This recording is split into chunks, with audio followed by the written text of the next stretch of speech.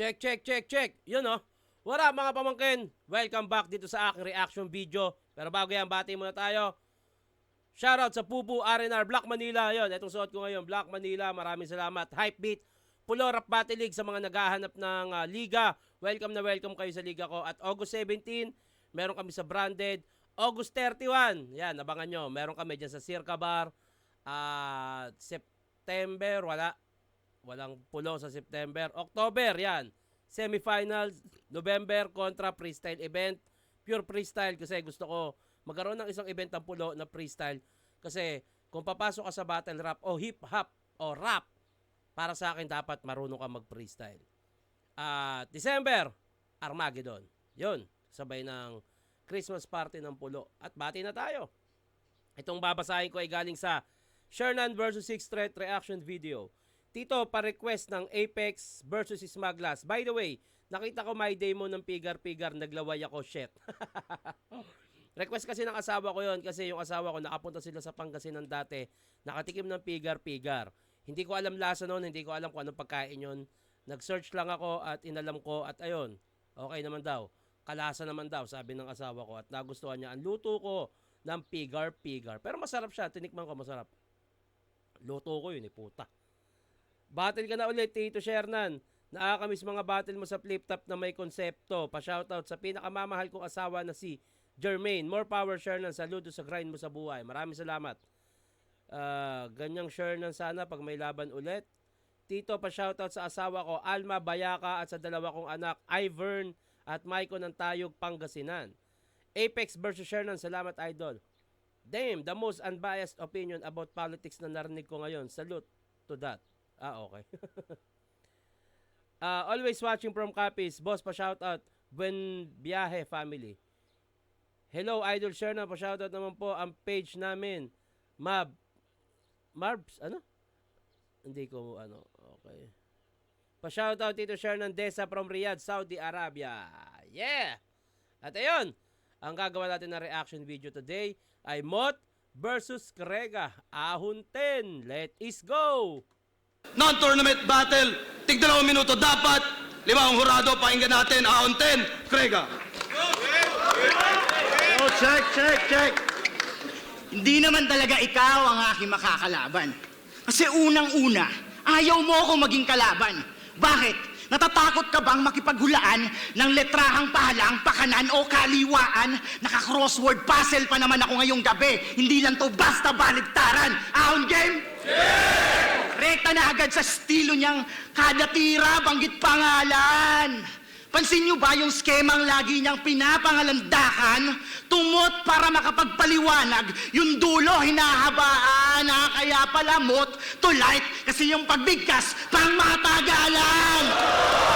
Ganda nun Mot to light, pang matagalan, pang pahabaan. Maganda yun, ang ganda nun Sabi mo ay plus, pag may tumawag man sa'yo na baby, malamang nalimutan lang yung O kasi nga, baboy. Ha? Sabog ka? Ano yon? Pag tinawag kitang in-check, malamang nalimutan rin yung O kasi nga, inchekto ka, ganun ba? Hindi mo ba na... Inchekto, puto. Medyo pilit yun pilit. Medyo pilit yun para sa akin. Inchekto. Insekto dapat. Incheck. Chowking, Ano ba siomay yan? chow Ba't na naman sa mga babae? Kakaibang wok sarap. Order na. No matter what type of severe asthma you have, Tespire can help you have fewer attacks and relieve. Limutan rin yung O kasi nga, inchekto ka, ganun ba? Hindi mo ba naisip o ipapasilip ko sa iyong isip na yung pilit mong tindi ay pinapaintindi mo pa ng pilit? Gusto mo ba ako subukan sa baliktaran, ha, ungas? Pag ako nagbaliktad ng ulo, magkakaroon ng long hair si Batas.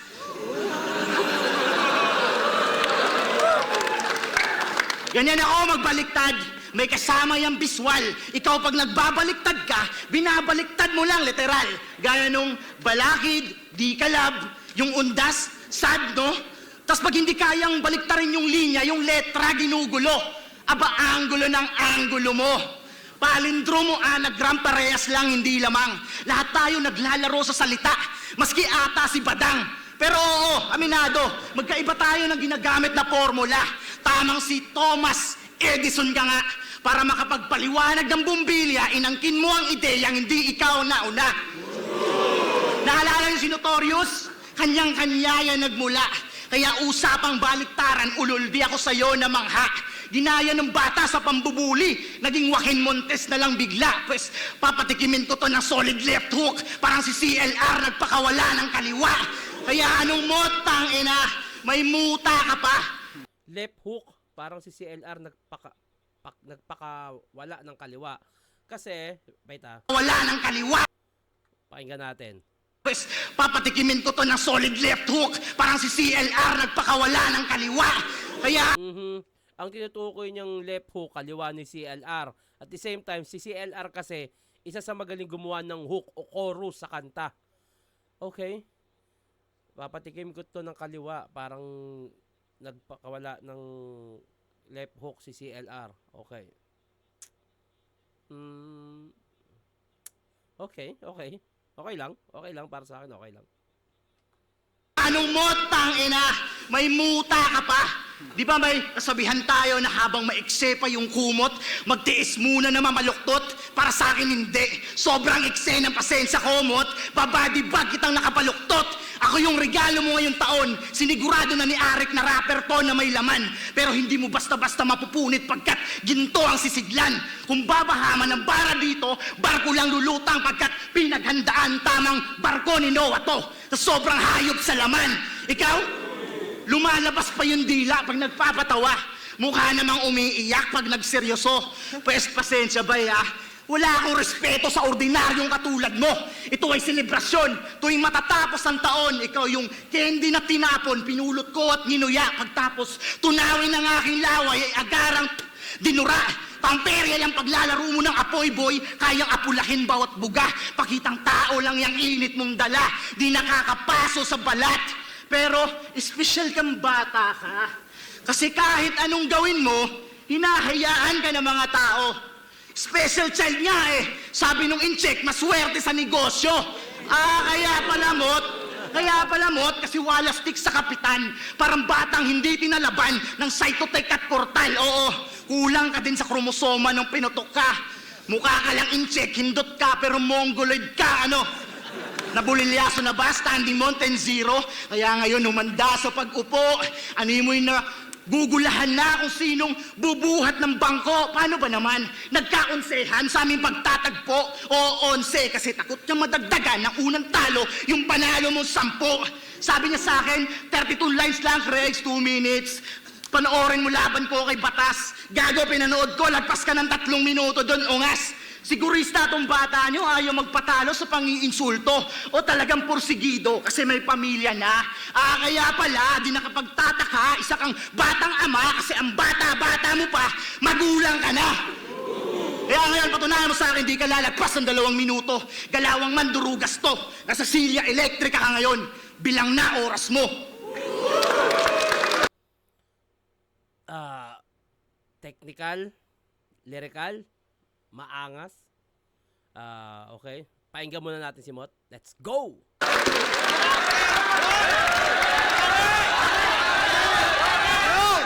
Game! Hindi daw dapat siya yung kalaban ko. Tama, kasi dapat si Sak. Kaso si Sir Arik, iba yung pinatrabaho. Siyempre, para magalit daw yung John Wick, patayin muna yung aso. Oh my God! Putang ina! Napakakating ribat nun, putang ina. Damn! Tang ina, para sa akin, ang laking puntos nun. Napakalaking puntos nun na pwedeng ibigay sa round 1. Ang kati nun, tang ina. Putang ina, parang naka-lock item agad, ribat pa lang eh. Tapos diniliver niya pa ng banayad. Tang ina, 'di ba? May battle na naman sa Manila at sa line-up na siksik. Kaya piling hitman na ng liga, ibang klase raw lintik. Kasi tinawagan ni Enigma na may kailangang iligpit. Tanga may battle ang si Tuweng at marami raw bitbit. Pricing nga pala to. Mula sa kabilang ibayo ay dumami ang inggit. Kasi may mga reklamong para makadayo ikaw ang pinakasipsip. Nakipagbaliktaran ka na naman sa amo na kapwa mo singkit. para makasakay sa eroplano, chine-check-in ang in-check.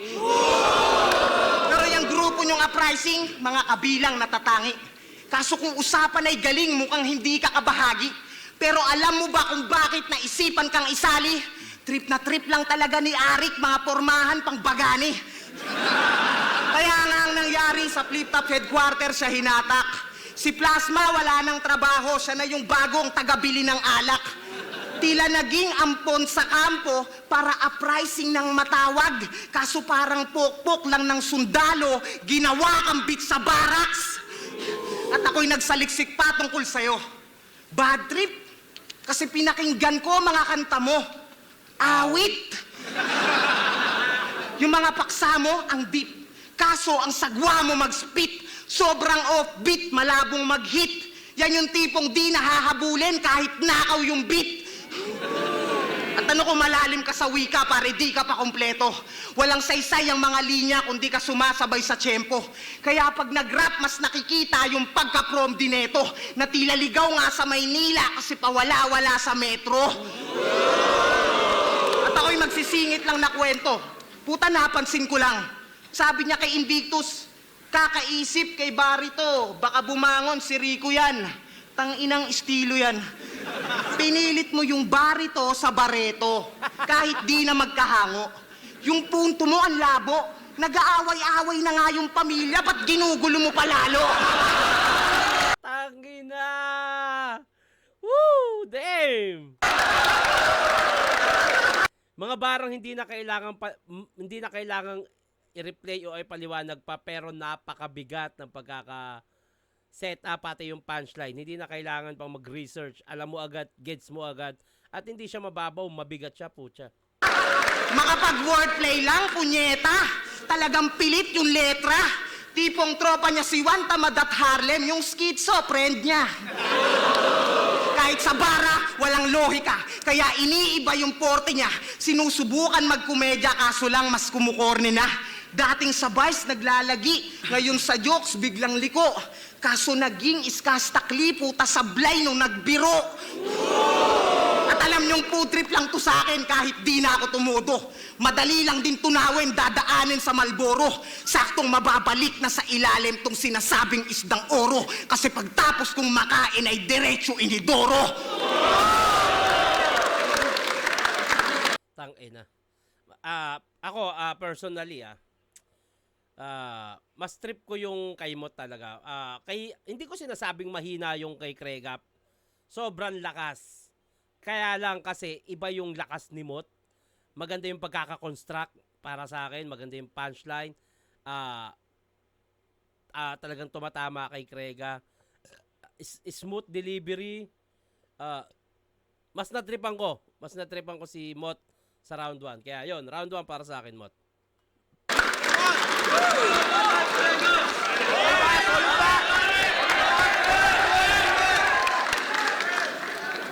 Isang taong para mo kay Onax. Kaya kong paikliin ng pampaolats. Di na ako magbabanggit ng buwan ngayong araw. Sapat na yung segundo at minutong to sa oras kasi bakit ko pa ipapaalala ko yung mga buwan na lumipas. Kung ngayong gabi pa lang, di ka naman sisilayan pa ng bukas.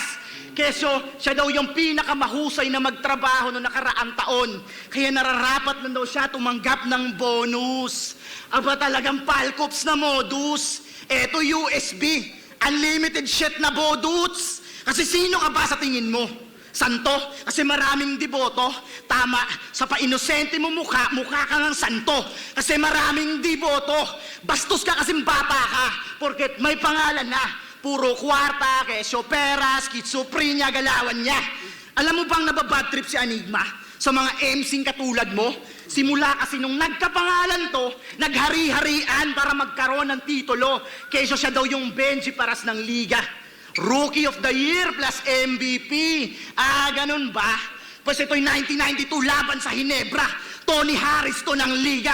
Subukan mo makipagsabayan, tatawanan lang kita kasi kaya kong umiscore na mahigit 100 puntos mag-isa. Ano? Ano masasabi nyo? Inaakala nyo bang hindi ko siya kayang babaan? Tanginang to, durog. Palipad hangin ka na lang ngayong taon. Hugas kamay ba yung kampyon? Hindi. Kasi ikaw mismo yung abo na winasiwas sa palad ni Lebron. Pero hindi ako si Lebron, mga bay. Ako yung kamao sa pagkaway. Tong Andy nyo, sobrang pusi. Andy ay, genmandi ay. Hindi ako magmamalalim ngayong gabi. Pangalan mo, sinulat ko na sa death note. Upang magkatotoo, pinatakan ko ng dugo yung kwaderno, yung sobra, sinalin ko sa test tube. In-incubate ko ng 30 araw kasama Fahrenheit at Celsius. Yung kaperaso ng dating ako naglalakad na. At pinangalanan ko siyang Zendlook. Ikaw, sinong na-impluensyahan mo sa inangkin mong stilong baliktaran? Di ba wala? Kasi sa dami ng gumamit niyan, parang pek-pek na paluwagan. Pero ikaw daw, yung pinaka-epektibong gumamit niya na ba? Masubukan nga. Para akong testigo sa korteng pumanig sa kabila. Kasi babayaran ako upang magbaliktad ng salita. Ahon game? Yeah! Ako yung nanalo sa ulanan. Nanulat, natalunan. Nayabangan na nga ba yan kasi nasugatan to't natagusan. Oh, di ko napapahabain pa na itahak kasi ayaw niya ng kahatian. Ang importante, nagtagumpay ako na iwasak at humantong to sa kasawian. Yan yung mga sinasabi kong salitang hindi mo pa nagamit. Kumuha ako ng pise sa iyong isip at sa leeg mo to sinabit. Kung hindi ka na X ni Apex, ngayong ahon ako magpapatuloy sa mala Kenshin yan dating. Yung kathanyang kathana, ididiin ko ng palihim. Oh, di natila salat. Talasalitaan ko. Di mo ba napansin, Brad? Ito'y paghaharakiri gamit sa kabato. Pagpapakamatay gamit ang talem na pabaliktad. So, okay naman para sa akin. Kaso, medyo parang masyadong mahaba din talaga. Hindi lumalanding ng, alam mo, every 4 bar, hindi lumalanding ng malakas na suntok. Pero, malakas naman yung sulat ni Krega. Ang lakas. Malakas siya. Kaso, inaantay ko yung kada, alam mo yung may punchline na bang. Yung every 4 bars of every 4 bar, may ganun. Kaso nagiging plain siya dahil tuloy-tuloy. At the same time, ayun, ginamit niya yung estilo ni Mot na baliktaran. Yung alam ko, nasabi ko na to nung nakaraang ginawa ko na reaction, yung battle ni Mot, na kung gagamitin mo yung estilo ng kalaban mo, dapat mas magmumukhang effective sa'yo o mas magmumukhang malakas. Kaso, para sa akin, pag ginamit mo yung estilo ng kalaban mo tas hindi naman naging effective, wala. Ano yun? Para kang nag-suicide nun. Kasi, lakas ng kalaban mo yun tas ginamit mo di ba? Ayun, round 2, pakinggan natin si Mot. Ano ang balot? Pakinggan natin! Yo! Tangainan to? Pangit mo mag-setup para kang tanga. Sino daw na-impluensyahan ko pero ba't nagbaliktaran ka? Simple, may punto, maganda. Pero ba't nagbaliktaran ka? Talaga palang ang haba mo mag-setup, leche ka. Basta mapahaba lang yung skema, pwede na. Porke kompleto sa detalye, intelihente na? Tanga, ang dami mong sinabing katumbas lang ng et cetera. Kala mo talaga kaabang-abang, sabay suntok na magaang, paasa lang na para bang inaasahan mo yung job tas tatawagan ka na lang. Kasi Inaantay mo yung job o yung suntok, yung punchline, inaantay mo yung punchline, nakinonekta niya na inaantay mo yung job, tatawagan ka na lang, tas wala ring mangyayari. Ganda ng punto nun. yung job tas tatawagan ka na lang. Kasi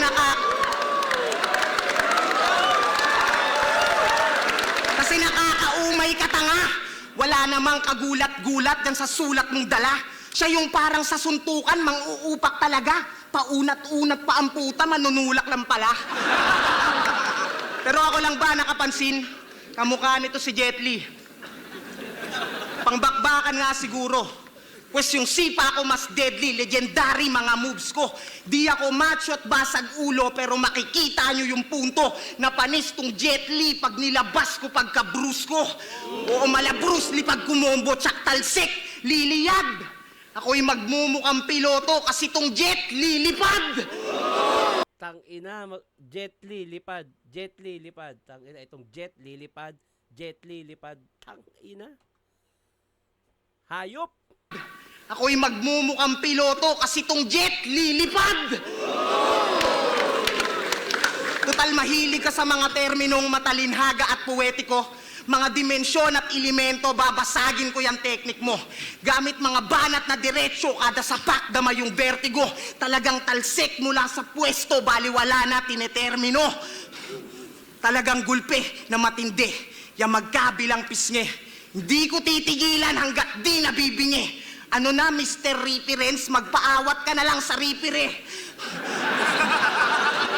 Tulad nung batter mo nung zoning, do you remember? Madaling sumuko tong contender, natatapusin daw yung sur, pero siya yung napasurrender. O nag-shock tong ulikba, nabulunan sa kanyang sariling salita. Mukhang nagka-amnesia, walang ya, na tila nagulat kung ba't napadpad siya sa gitna kasi nasa mid na lang bigla. Nasa mid, nasa gitna, nasa mid, tangina. Yeah! Hanggang wala nang napiga at sa hiya napapikit. Multilingual pero naubusan ng salita Multilingual pero naubusan ng salita at nagipit. Kaya wag ka nga dyan magpilit. Anong malalim mag-isip? Baka nag-iisip lang ng malalim. Kasi nga walang imik. Palibasa na babad daw sa pagpapakasayad. Malaral plisano, halata nga. Sa mga salita mong naantala at mukhang pati sakit sa ulo na isalin mo na yata. Pues madali lang mapisato at ang saktong halimbawa ay kuto ka lang na nanggaling sa lisanong nakahawak. Lisanong nakahawa, lisano, rap lisano, sayad, tangina. Yun, Mot pa rin ako doon. Mas trip ko yung kay Mot, ang dami magagandang setup bars, punchline. Damn. Mot ako doon. 1-2 Mot. Pero bago yan, bati muna tayo. Pinaka napansin ko dito ay yung perspective mo, Tito Shernan, about sa politics. Saludo sa'yo, Tito. Lalo kong napatunayan na tama ang inidulo ko. May nasabi ba ako na opinion ko sa politika? Dito to sa 6th Street versus Shernan. Hindi ko na maalala eh. Idol, paano kaya kayo mag-DA sa mga member mo sa 3GS? Hehe. Lalo na pag di naghahanda. Pa-shoutout JL Noble. Puta. Walang ganun. Okay lang. Yung mga tao dito nagpunta lang para magpa-shoutout. Wala man lang magsabi kay Otit na mahina yung audio ng adlib versus sa mismong clip. Mahina ba? Puta. Sige. Subukan nating lakasan boses natin. Anyway, round 3. Let's go. Yeah!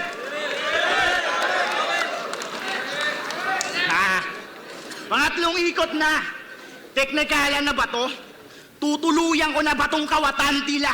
Sa pool sa kamao, ako ay ekskomunikado. Hindi lang letra nilalaro ko, pati numero nakapatong sa aking ulo na parang sudoku. Gamit ko mas mahaba na 38, 3.57 segundo kablam ng probinsyano.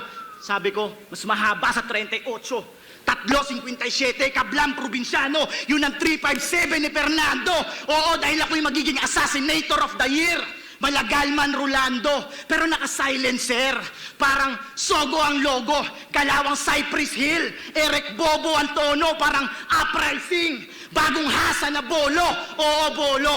Kasi tumatagtad to ng pabalik. Parang boy logro, tansyadong tumadtad pabalik. Pwede ring emzite to, sabik, tumadtad pabalik. Pira-pirasukang uuwi, yun ang tadtad pabalik. Tas-tas ang leeg, gobas ang bibig, walang takas sa pagtabas, yung dugo, todo tagas sa sahig. Salamas sa pamalas, pero malas ka pa din, imbis mansanas alok nung ahas ay sa bayabas ka tumikim.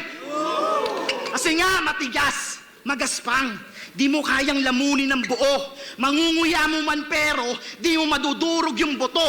Ako yung punong may nakatago sa ugat, kaya may baliktarang naganap. Pinatikim ko lang sa'yo ang bunga, kasi ginusto mo na umakyat, natakam, na makata, sa taas pinili ng landas. Pes mag-ingat-ingat ka bata, baka mabaliktad mo yung sanga at mauwi sa pagkagnas.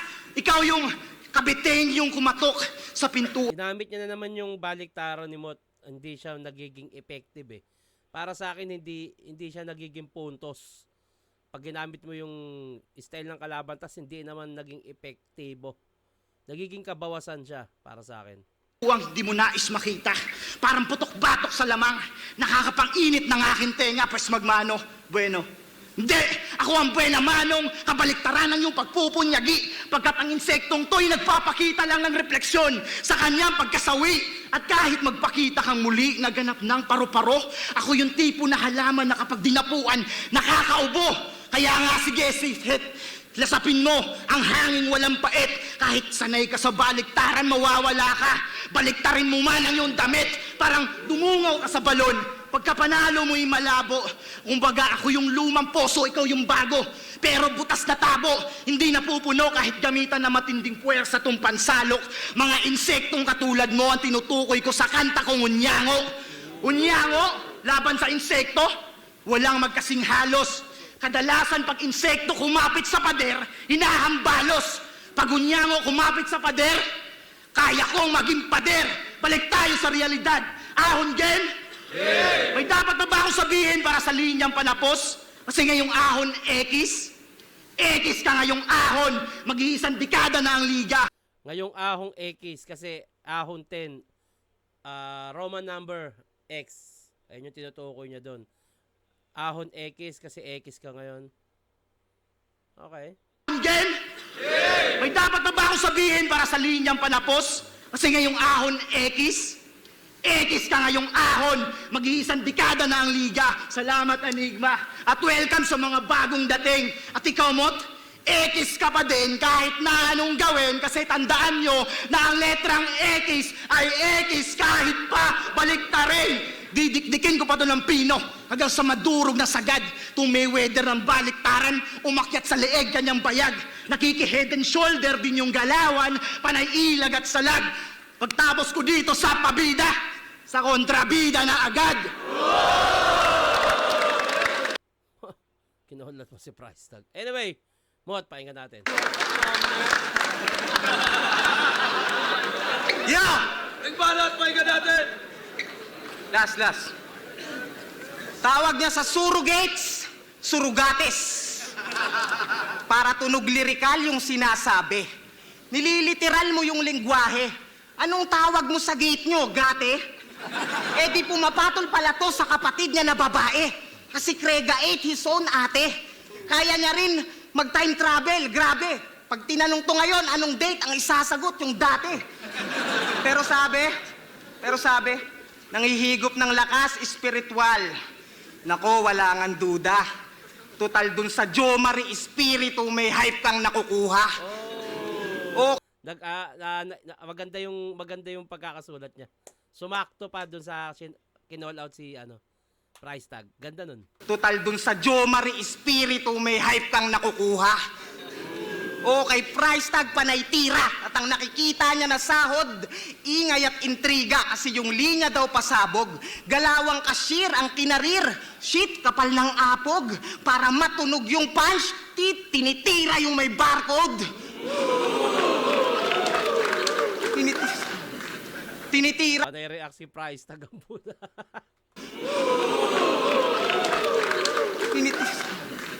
Tinitira yung may barcode.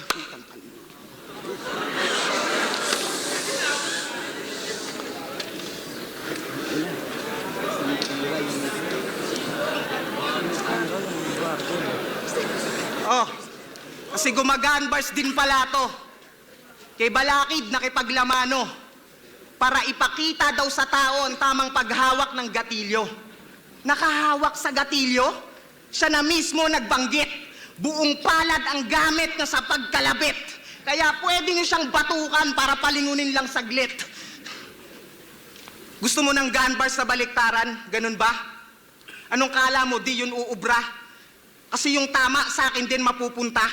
Pues gamit ko ganja, baliktad yung shotgun, pero sigurado sa bugka. Damn! Pero seryoso, siya'y nakatsamba sa engkwentro. Yung maestro na pabagsak. Pasalamat ka at napatsyempo ka sa inaantok mag-rap. Na halos wala ring tinamo sa mga tira mong pangwak. O sobrang hina ng bato kaya walang tama nun si Sak. At doon na nga daw naging class S. Tumaas ang pagkapresko. Porque binoto siya ng judges, umaasta ng henyo.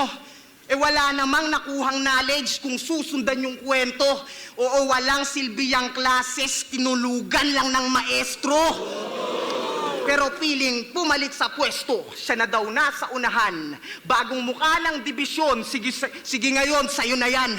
Iluluklok sa posisyon, kaso madugo yung paraan. Pupugutan ko ng ulo tong gustong kumatawan. Sa Mindanao na di ikaw ang tumatak sa kasaysayan. Niwala kang kasagsagan, nakilala lamang sa bakbakan. Bilang peke na maestro, nakadikit na sa pangalan. Kaya kahit anong gun bars gawin mo, mananatili kang saksakan. Kahit nagkaroon ng slight stutter si Mot, para sa akin, Mot pa rin yun. All 3 rounds, Mot ako doon. Anyway, bati muna tayo, syempre. Yung nagpabuhat sa Bisaya ay nagpagawa sa Tagalog.